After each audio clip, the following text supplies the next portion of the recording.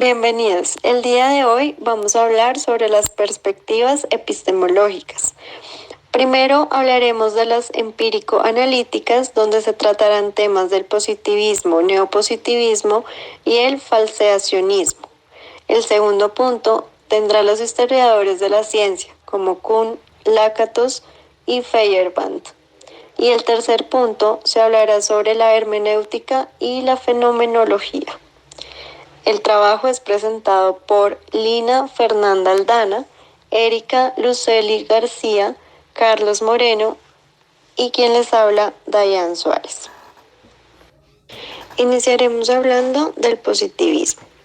El positivismo es una corriente de pensamiento filosófico que surge en Europa en el siglo XIX.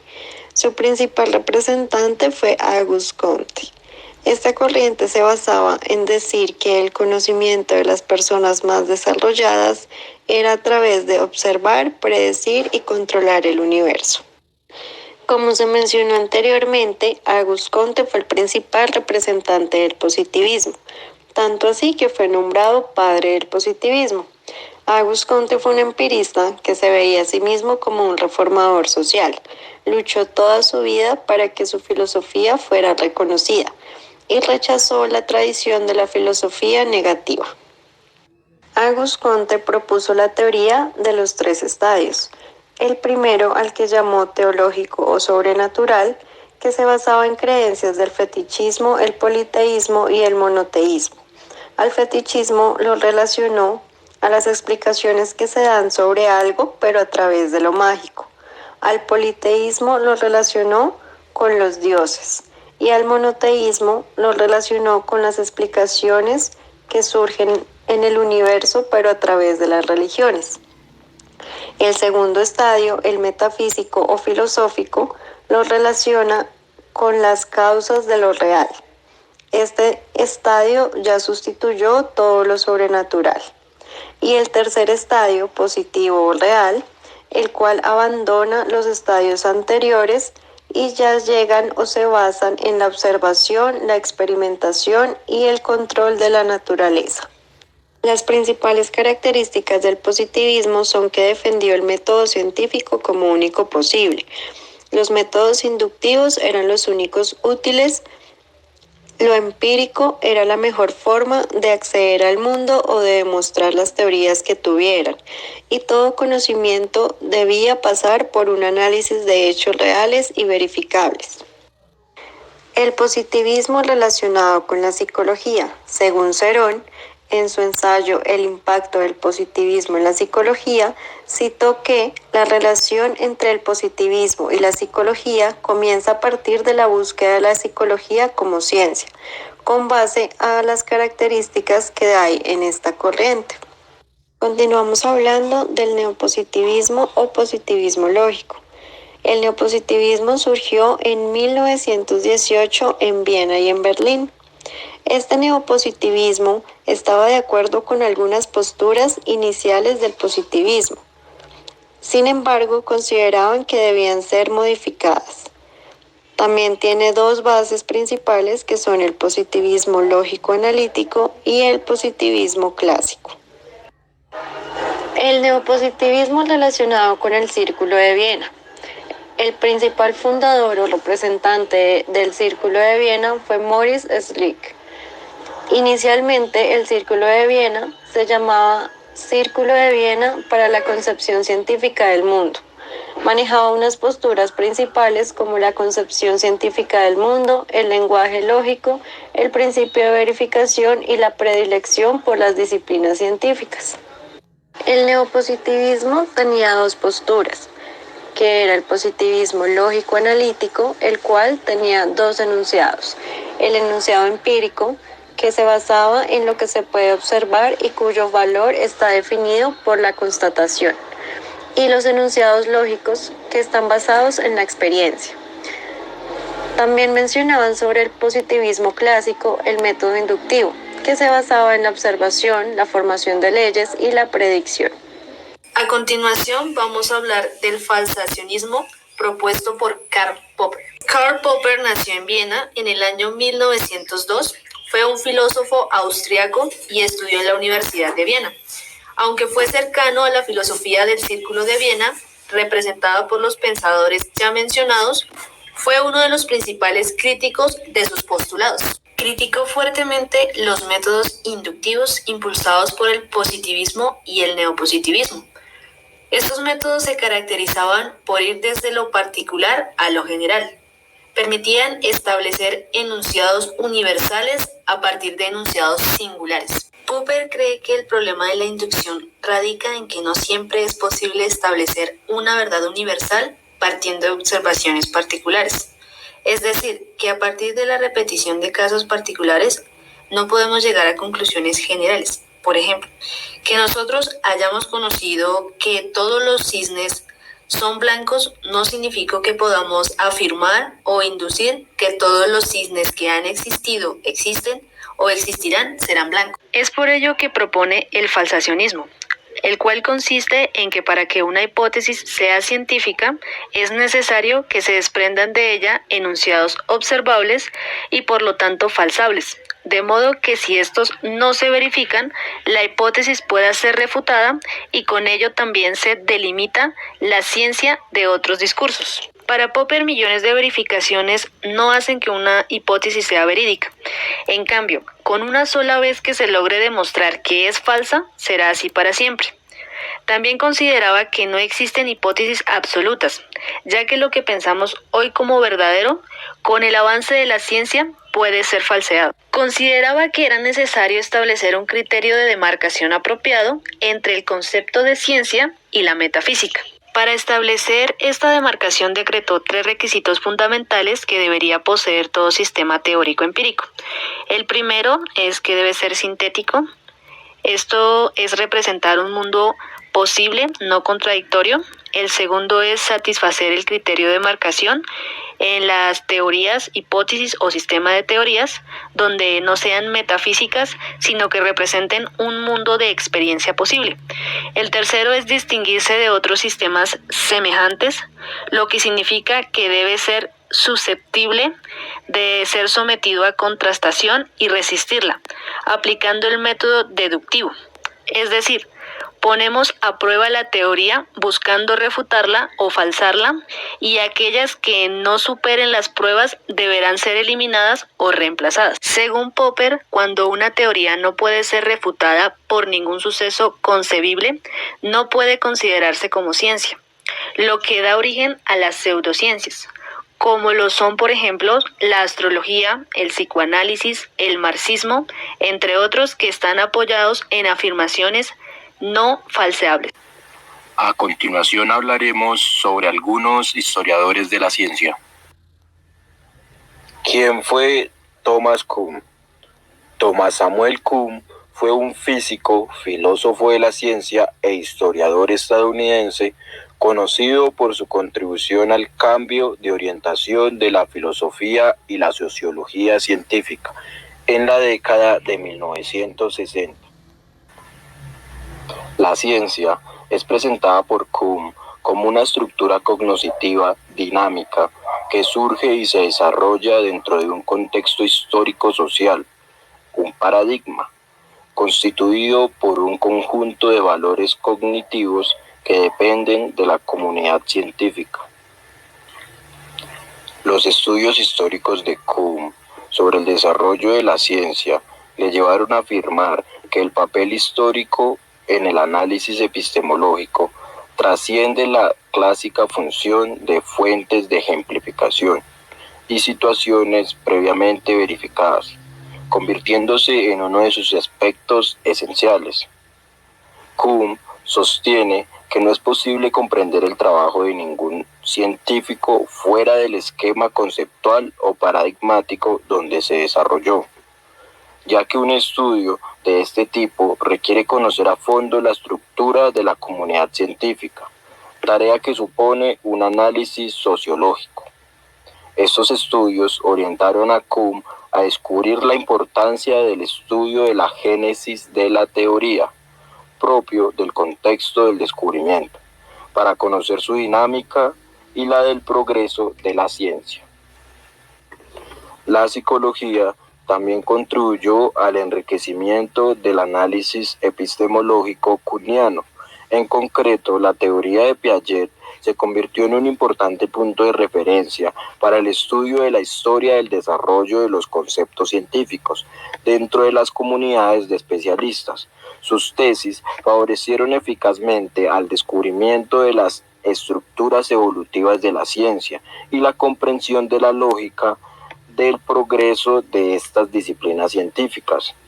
Kuhn definió la ciencia como una actividad humana, un producto social en el que se interactúan factores internos y externos, y el conocimiento como un acto intraparadigmático, cuyo resultado no es una representación de la realidad, sino la realidad captada a la luz de las categorías y perspectivas propias de cada tradición. Dichas categorías se asimilan por medio de un proceso educativo que convierte al estudiante o al científico en miembro de una determinada comunidad de especialistas.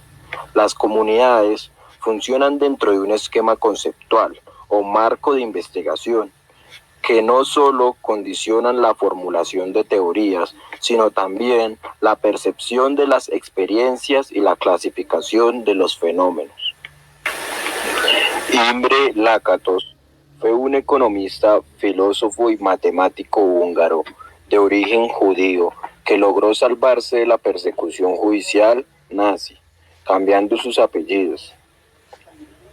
En sus comienzos se adscribió a la escuela de Karl Popper.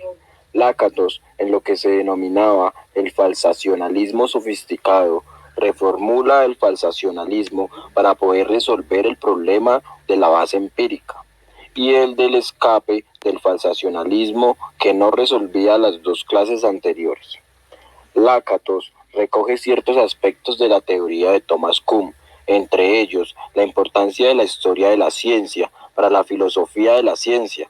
Lakatos cuestiona a Popper, pues la historia de la ciencia muestra que los científicos no utilizan la falseación como criterio para descartar teorías.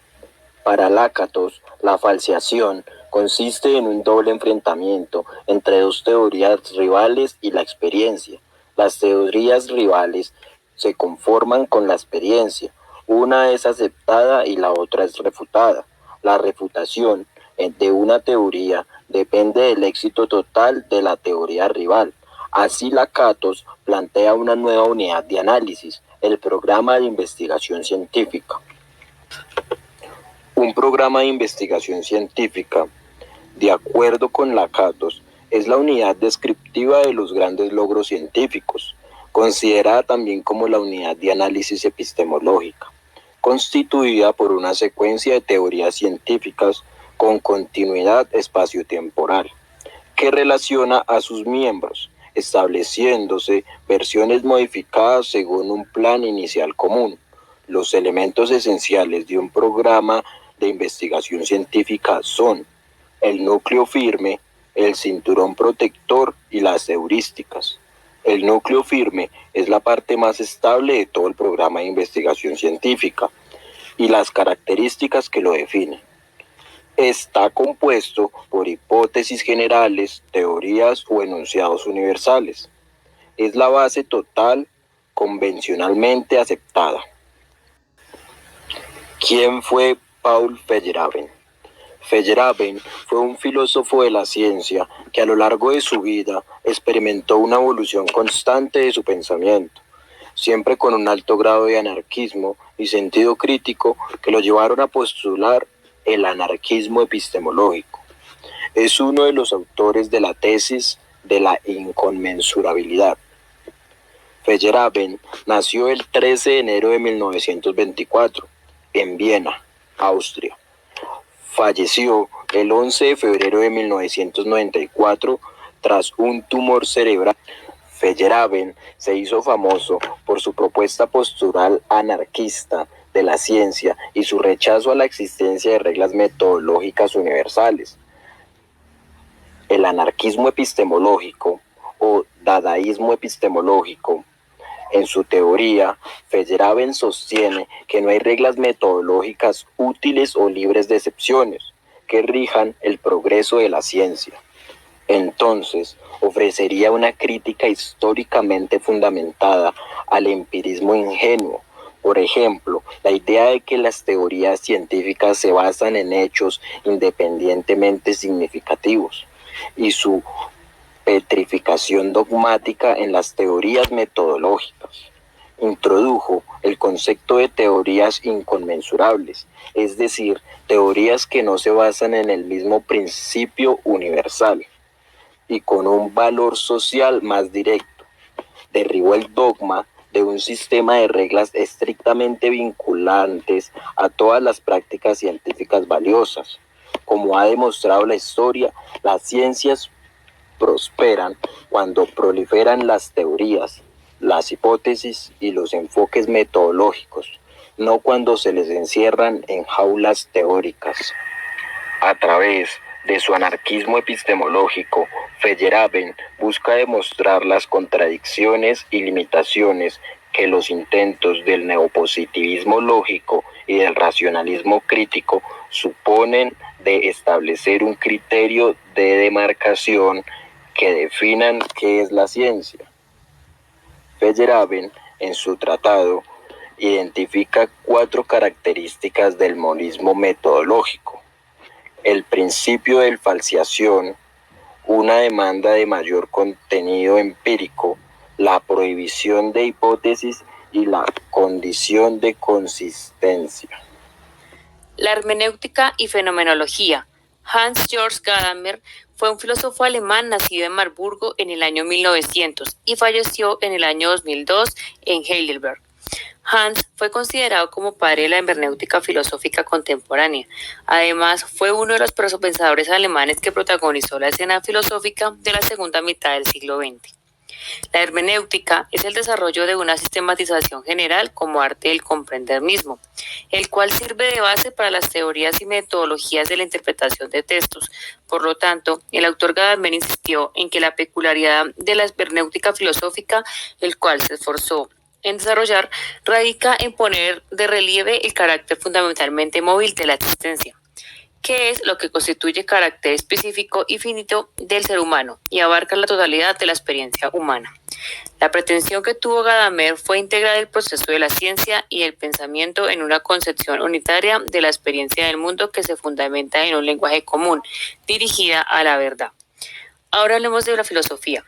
La filosofía es más que saber verdades, es tratar de establecer los límites de la ciencia y de sus pretensiones de objetividad.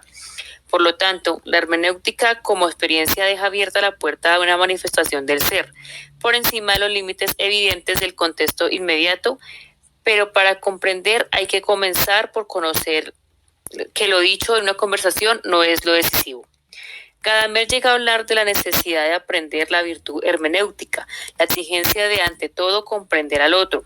Esto puede traer consigo los peligros de los medios masivos para la cultura de la comunicación, el funcionamiento masivo de las universidades, la ética del rendimiento, el optimismo del progreso que impiden al aprendizaje que sería la derrota del verdadero diálogo y la capacidad de comprensión. Educarse en la escucha, la acogida del otro, la colaboración, la comprensión y la transformación del mundo en el sentido de que responda a los anhelos más profundos de los grandes mayores a sus capacidades de invención y de creación. La hermenéutica está dividida en 3 etapas. La primera comienza como una teoría de traducción de textos antiguos en la antigua Grecia y Roma. La etapa 2, como tema principal la subjetividad, ya que tiene la lectura una determinación por contexto histórico-cultural de quien recibe el mensaje y cómo éste lo logra interpretar. La tercera etapa, los humanos poseen características no naturales como lo es la cultura, la historia, la interpretación del pensamiento, la moral y la religión. Por último, se habla de Wilhelm Dilthey, el cual fue historiador, sociólogo y psicólogo, nacido en el año 1833 en Bielefeld, Alemania. Dilthey fue representante de la denominada filosofía de vida, el cual su concepto central era el del espíritu vivo que se desarrolla en temas históricos. Wilhelm rechazaba el conocimiento de las leyes del proceso histórico, por tanto decía que la filosofía no podía ser el conocimiento de esencias suprasensoriales, sino que únicamente puede ser una ciencia de ciencias, es decir, doctrina de la ciencia. Dilthey divide el mundo de las ciencias en ciencias de la naturaleza y ciencias del espíritu. El objeto de estas última es la realidad. A continuación, se hablará de fenomenología. La fenomenología es una corriente idealista subjetiva dentro de la filosofía que se propone el estudio y la descripción de los fenómenos de la conciencia. Por lo tanto, es amplia y ha desarrollado distintas vertientes a lo largo de la historia. Además, es de mucha ayuda si se concibe y se dimensiona como una filosofía crítica para pensar lo que es captado a través de los sentidos en la realidad fenomenológica que se practiquen metódicamente. El enfoque fenomenológico de investigación surge como una respuesta al radicalismo de lo objetivable. Por lo tanto, se fundamenta en el estudio de las experiencias de vida respecto de un suceso desde la perspectiva del sujeto.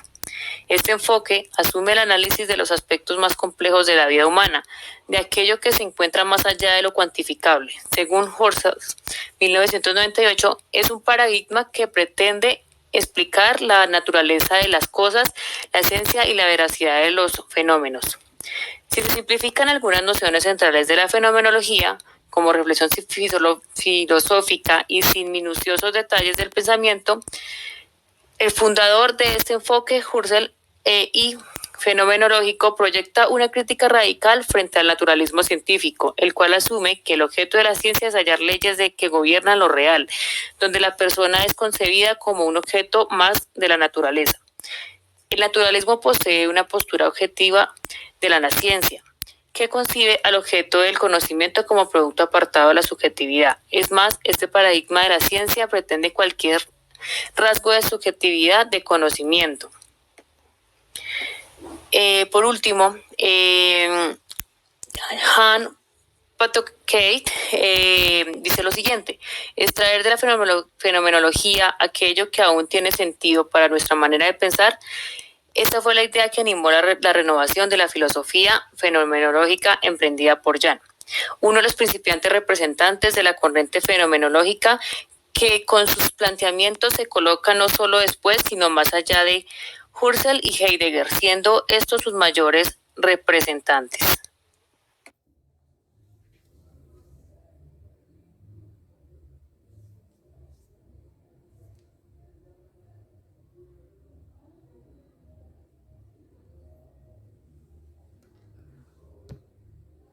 Bienvenidos. El día de hoy